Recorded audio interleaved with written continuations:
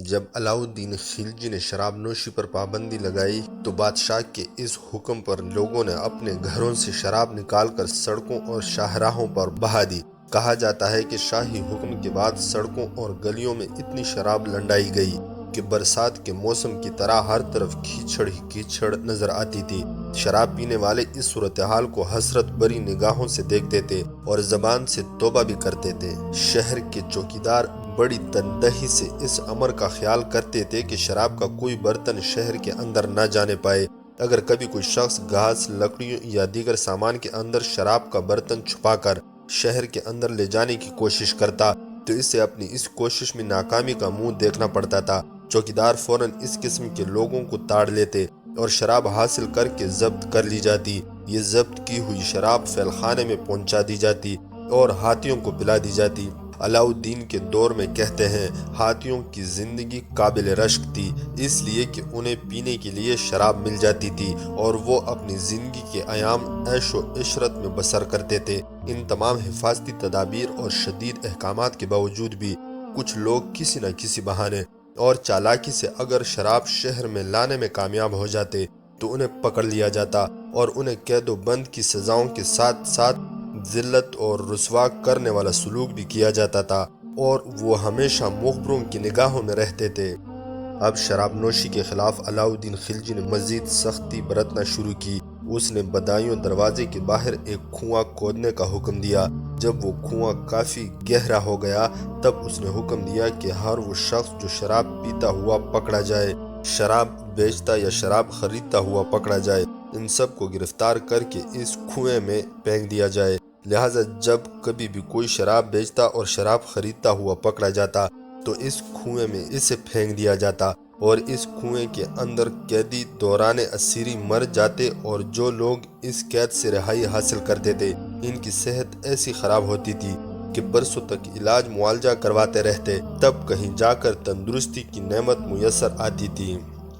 اب علاؤالدین نے دو باتوں پر تو عمل کر لیا تھا، جاسوسی کا نظام درست کر لیا تھا، شراب نوشی پر پابندی لگا دی تھی، اب اس نے تیسری بات پر عمل کرنا شروع کیا۔ اس نے شاہی حکم کے ذریعے امراء اور درباریوں کو آپس میں بادشاہ کے حکم کے بغیر رشتے ناطے کرنے پر پابندی لگا دی تھی۔ اس کے علاوہ ایک دوسرے کی دعوتیں کرنے کا دستور بھی ختم کر دیا تھا۔ اس حکم پر فوراً عمل کیا گیا۔ اس کا نتیجہ یہ ہوا کہ امراء اور اراکین سلطنت ایک دوسرے کے لیے بیگانے ہو گئے۔ یوں امراء کی طرف سے بھی علاؤالدین کے لیے بغاوت کا کوئی خطرہ نہ رہا۔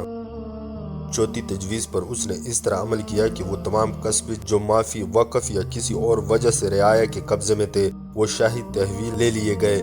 بادشاہ نے ہر امیر اور غریب پر جائز اور ناجائز اثر ڈال کر ان کی تمام دولت حاصل کر کے شاہی خزانے میں جمع کر دی۔ اس اقدام کا نتیجہ یہ ہوا کہ لوگ کھانے پینے کے بھی محتاج ہو گئے اور روزگار حاصل کرنے کے لیے دوڑ دھوپ کرنے لگے، لہٰذا انہیں اتنی فرصت ہی نہ رہی کہ وہ فتنوں اور ہنگاموں کی طرف متوجہ ہوں۔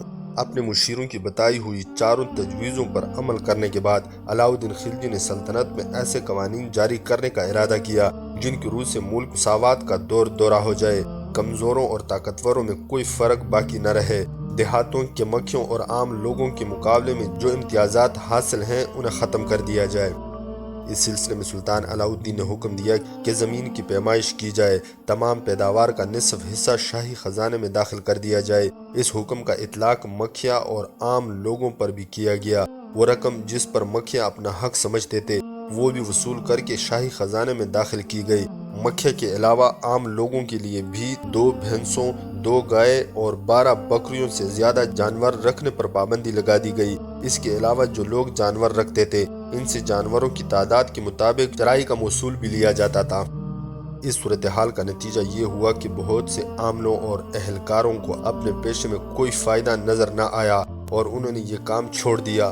گاؤں کے چودھریوں اور مکھیوں کی زندگی کا نظام بالکل درہم برہم ہو گیا اور وہ لوگ جو انتہائی امیرانہ شان و شوکت کے ساتھ زندگی بسر کرتے تھے، جن کا لمحہ لمحہ عیش و عشرت کی نظر ہوتا تھا، وہ اب اس حال کو پہنچ گئے کہ ان کے گھروں کی عورتیں دوسرے خوشحال گھرانوں میں ملازمتیں کر کے گزر بسر کا سامان فراہم کرنے لگی تھیں۔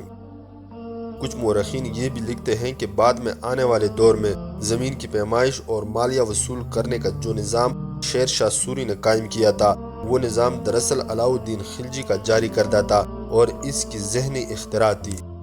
علاؤالدین خلجی بالکل ان پڑھ اور جاہل مطلق تھا۔ اس بنا پر وہ کبھی کبھی ان خیالات کا اظہار کرتا تھا کہ ملک کی حکمرانی اور بادشاہت کے نظام کا صرف بادشاہ کی رائے اور اس کی مصلحت سے تعلق ہوتا ہے۔ ان سیاسی کاموں سے خداوند تعالیٰ کی شریعت کا کوئی تعلق نہیں۔ مذہبی علماء کا کام صرف اتنا ہے کہ وہ مختلف قسم کے مقدموں کا فیصلہ کریں، خاندانی جھگڑوں کو ختم کریں اور خداوند تعالیٰ کی عبادت کے بہترین طریقے بتائیں۔ اپنی اس غلط رائے پر علاؤالدین ہمیشہ عمل کرتا تھا اور کسی معاملے میں شریعت کی پرواہ نہ کرتا تھا۔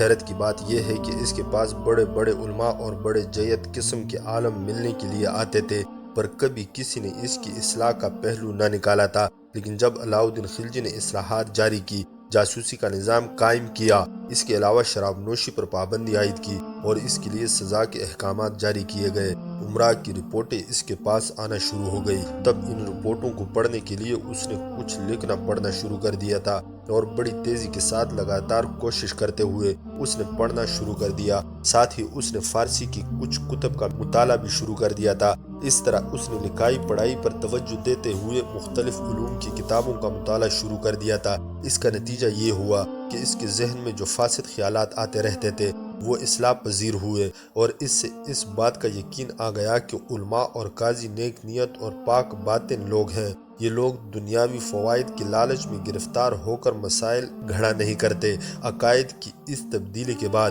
علاؤالدین خلجی کبھی کبھار علماء کی مجلس میں شرکت کرتا تھا اور ان سے شرعی مسائل کے بارے میں گفتگو بھی کرنے لگا تھا، اس لیے کہ اب اس نے لکھنا پڑھنا سیکھ لیا تھا۔ علاؤالدین خلجی نے لکھنا پڑھنا سیکھ لیا اور علماء کی مجلسوں میں بیٹھنا شروع کیا تو ایک روز وہ اپنی سلطنت کے قاضی مغیث الدین کے پاس بیٹھا ہوا تھا کہ انہیں مخاطب کر کے علاؤالدین خلجی کہنے لگا، میں تم سے چند مسائل کے بارے میں کچھ پوچھنا چاہتا ہوں۔ چونکہ علاؤالدین نے زندگی بھر علماء سے کوئی بات نہ کی تھی، ہمیشہ انہیں مطلب پرست اور دغاباز سمجھ کر ان سے کبھی مشورہ نہ لیا تھا، اس لیے قاضی صاحب علاؤالدین کی یہ بات سن کر دل ہی دل میں خائف ہوئے کہ خدا جانے کیا مصیبت نازل ہونے والی ہے۔ اس صورتحال کو دیکھتے ہوئے قاضی مغیث الدین نے ہاتھ باندھ کر بادشاہ سے عرض کی، حضور، مجھے تو ایسا محسوس ہوتا ہے کہ میرا آخری وقت اب قریب آ گیا ہے، اس لیے آپ کوئی مسئلہ پوچھنے کی زحمت نہ فرمائیں، بلکہ شاہی ملازموں کو یہ حکم دیں کہ ابھی اور اسی وقت میرا سر قلم کر دیں۔ علاؤالدین نے قاضی صاحب سے اس ڈر اور خوف کی وجہ پوچھی تو جواب میں قاضی مغیث الدین نے کہا، حضور، مجھ سے جو کچھ بھی دریافت فرمائیں گے میں اس کا صحیح جواب دوں گا۔ اگر یہ جواب حضور کی مرضی کے خلاف ہوا تو پھر میرا زندہ رہنا مشکل ہو جائے گا، اور اگر میں نے آپ کی خوشنودی کو پیش نظر رکھتے ہوئے غلط جواب دیا اور پھر بعد میں آپ نے دیگر علماء سے میرے جواب کی تصدیق کرائی تو پھر بھی مجھ پر جھوٹ بولنے کا الزام ثابت ہو جائے گا، اور اس صورتحال میں میرا حشر وہی ہوگا جو پہلی صورت میں ہونا ہے۔ قاضی مغیث الدین کا یہ جواب سن کر علاؤالدین مسکرایا اور اس نے قاضی مغیث الدین سے کہا، میں جو کچھ تم سے دریافت کروں تم اس کا جواب اسلامی شریعت کے مطابق دینا، اور یہ یقین رکھو سچ بولنے کی وجہ سے تمہیں کوئی نقصان نہ پہنچے گا۔ اس کے بعد بادشاہ نے قاضی مغیث الدین سے کچھ سوالات کیے اور قاضی صاحب نے ان کے تسلی بخش جواب دیے۔ جو سوالات اور جوابات ہوئے وہ کچھ اس طرح تھے۔ علاؤالدین خلجی نے پہلا سوال کیا، اسلامی شریعت کی روح سے کسی ہندی کو ذمی اور خراج گزار کہا جا سکتا ہے؟ علاؤالدین خلجی کے اس پہلے سوال کے جواب میں قاضی مغیث الدین نے کہنا شروع کیا، مذہب اسلام کی روح سے ان غیر مسلموں کو ذمی کہا جاتا ہے جو اسلامی حکمران کے عاملوں کے طلب کرنے پر بغیر کسی حیل و حجت کے مال اور خراج ادا کر دیں۔ اگر بادشاہی عامل ان غیر مسلموں کی کوئی بے عزتی بھی کرے تو انہیں ضبط کے ساتھ برداشت کرنی چاہیے اور مال کی ادائیگی میں کسی قسم کی کوتاہی نہیں کرنی چاہیے۔ علماء مذہب اسلام نے غیر مسلموں سے متعلق یہ حکم بھی دیا ہے کہ یا تو وہ مذہب اسلام قبول کر لیں یا قتل کر دیے جائیں۔ حدیث سے بھی اسی فتوی کی تائید ہوتی ہے، لیکن امام اعظم ابو حنیفہ نے غیر مسلموں کو قتل کرنے سے منع کیا ہے اور اس کی جگہ جزیہ وصول کرنے کا حکم دیا ہے۔ اس لیے غیر مسلموں سے سخت گیری کے ساتھ ساتھ جزیہ وصول کرنا چاہیے تاکہ یہ تشدد اور سخت گیری قتل کے قائم مقام ہو سکے۔ یہ جواب سن کر علاؤالدین مسکرایا اور کہا تم نے جو کچھ کہا ہے وہ قرآن مجید سے ماخوذ ہے۔ میں نے اپنے ذاتی غور و فکر سے جو طریقہ اختیار کیا ہے وہ یہی ہے اور میں غیر مسلموں سے ایسا ہی سلوک کرتا ہوں۔ اب علاؤالدین نے دوسرا سوال کیا، اکثر ایسا ہوتا ہے کہ بادشاہی اہلکار لوگوں سے رشوت کے طور پر کچھ رقم حاصل کر لیتے ہیں، کیا اس طریقہ کار کو چوری کی مترادف سمجھا جائے؟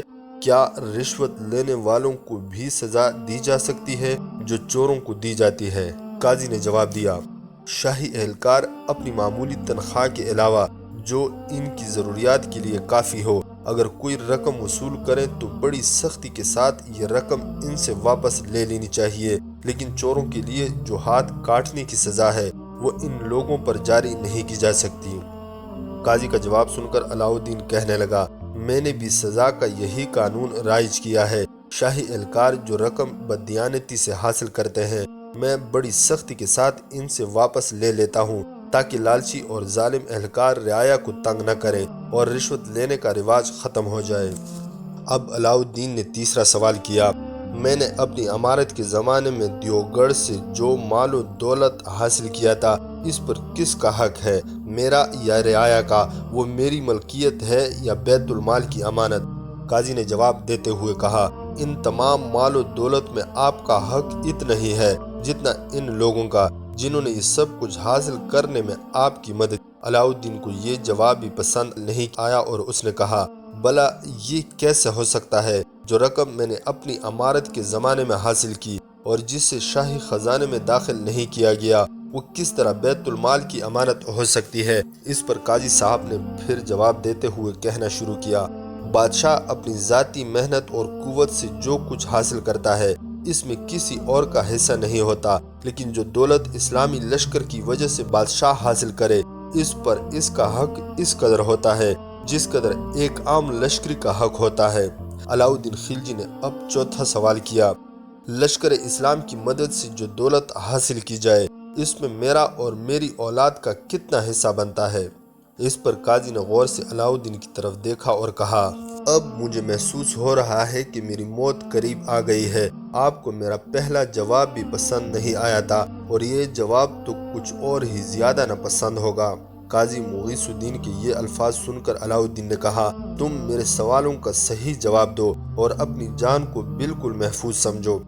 اس پر قاضی نے جواب دیتے ہوئے کہنا شروع کیا، اس سلسلے میں 3 طریقوں پر عمل کیا جا سکتا ہے۔ اگر از روئے انصاف دیکھا جائے اور خلفائے راشدین کی تقلید کی جائے تو اس طرح حاصل کی ہوئی دولت سے بادشاہ کو اس قدر حصہ لینا چاہیے جتنا کہ ایک عام مسلمان، اور اگر میانہ روی سے کام لیا جائے تو بادشاہ کو ان امیروں کے برابر حصہ لینا چاہیے جنہیں زیادہ حصہ ملتا ہو۔ اگر ملکی سیاسی مصلحتوں کا خیال کیا جائے تو بادشاہ امراء کے حصے سے کچھ زیادہ حصہ لے سکتا ہے تاکہ بادشاہ اور عام امراء کے مرتبے میں امتیاز کیا جائے اور شاہی روب کو برقرار رکھا جائے۔ اس سے زیادہ حصہ لینا بادشاہ کو کسی بھی طرح جائز نہیں۔ بادشاہ کی اولاد کا حق امراء اور مسلمانوں کے برابر ہونا چاہیے۔ یہ جواب سن کر علاؤالدین بہت برہم ہوا اور اس نے کہا، اس کا مطلب تو یہ ہوا کہ میرے حرم اور دیگر سلسلوں میں جو رقم صرف ہوتی ہے تم اسے ناجائز قرار دیتے ہو؟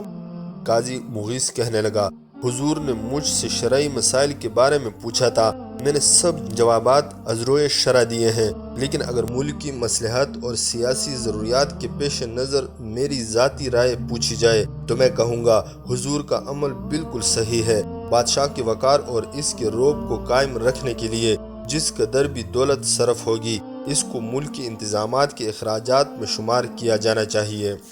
علاؤالدین نے اپنا 5واں سوال کیا، میرا معمول ہے جو لشکری ضرورت کے وقت حاضر نہیں ہوتا تو میں اس سے سزا کے طور پر 3 سال کا معاوضہ واپس لے لیتا ہوں اور باغیوں اور سرکشوں کو میں ان کے ساتھی ہمراہیوں اور بیوی بچوں سمیت موت کے گھاٹ اتار دیتا ہوں اور ایسے مجرموں کی تمام دولت حاصل کر کے شاہی خزانے میں داخل کر لیتا ہوں۔ باغیوں سے میں کسی قسم کی رعایت نہیں کرتا اور ان کا نام و نشان مٹا کر ملک میں امن و امان کی فضا پیدا کرتا ہوں اور شرابیوں، بدکاروں، چوروں وغیرہ کو شدید سزائیں دیتا ہوں۔ میرا خیال ہے تم ان سب باتوں کو شرعی اسلام کے خلاف کہو گے۔ علاؤدین کی یہ جملے سن کر قاضی مغیث الدین اپنی جگہ پر اٹھ کھڑا ہوا اور کونے میں جا کر اپنے سر کو ہاتھوں پر رکھ کر زمین بوس ہوا اور بڑے ادب سے علاؤدین خلجی کو مخاطب کیا۔ حضور نے جو باتیں بیان فرمائی ہیں وہ شریعت کے احکامات کے خلاف ہیں۔ علاؤدین خلجی یہ جواب سن کر بہت سٹپٹایا اور بوکھلا کر اس کمرے سے نکل کر حرم سرا کی طرف چلا گیا تھا۔ قاضی مغیث الدین پریشانی کے عالم میں وہاں سے رخصت ہوئے، جلد از جلد گھر پہنچے۔ اب انہیں اپنی زندگی کا کوئی یقین نہ تھا۔ انہوں نے اپنے اہل و عیال سے ہمیشہ کے لیے رخصت طلب کی اور اپنے قتل کے شاہی فرمان کا انتظار کرنے لگا۔ وہ اسی انتظار میں تھے کہ اگلے روز علاؤدین خلجی نے انہیں دربار میں طلب کیا اور خلاف توقع انہیں انتہائی لطف و کرم سے نوازا گیا۔